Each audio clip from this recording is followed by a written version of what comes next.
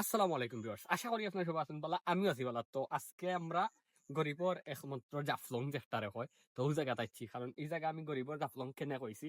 তো একটু হইলেও তো হক্কা যে পাথর দেখতে পারো আপনারা, বিশেষ করে এই যে পাথর গুলা আসলে অনেক বেশি সুন্দর, একটু খালা। তো আমরা খালা পাথর গেছি, কিন্তু পাথর একটাও পাইছি না। এই জায়গাত কিন্তু খালা পাথর হইলেও খালা পাথর পাওয়া যায়, কারণ এগুলা খালা পাথর।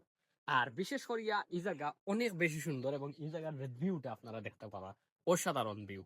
আর এখান হইল গিয়ে আমরা সখরিয়া বাজারের অপোজিটে পড়ছে, বাকি সখরিয়া বাজারের পিছেও পড়ছে। আর রানাফিং আদর্শ উচ্চ বিদ্যালয় কলেজের পিছনেও আইলেও নদীর পারও আইলে এই ভিউটা পাইবা আপনারা। মানে এই জায়গা অনেক বেশি সুন্দর ছবি হয়। তো আমি আপনারা খেনে আইতা হই আর, কারণ এই জায়গা তাই ছবি উবি তুলিয়া যাইবা গোলাপগঞ্জেরা, এখন অনেক সুন্দর ছবি হইব, ভালো হইব, পোস্ট করার মতো পোস্ট হইব। আর বিশেষ করিয়া আমি কই এই জায়গার যে ভিউটা কি আমরা প্রায় সময় বই আর কি একটা বালা লাগে, বা একটা কি আপনারা হৌ দূর হয়ে যাইতা ফাঁকানিত সময় নাই বা টাকা পয়সা এত কম, তখন ওটা তাইয়া ফাঁকাইতা বালা লাগবো, বইতে চা টা খাইতা আড্ডা দিতা ওটাও। তো ইনো চা নাই, চা বাজার থেকে লই আওয়া লাগবো। তো বিশেষ করিয়া অতক্ষণ বন্ধ বালা তাহকা সুস্থ হোক। আর এই ভিডিওটা করার কারণ হইলো এই জায়গা অনেক ভাল লাগছে, ভিডিও না করিয়া না দেখাইয়া ফাররাম না, তার লাগি করছি। বালা তাহকা সুস্থ হোক, আল্লাহ হাফিজ।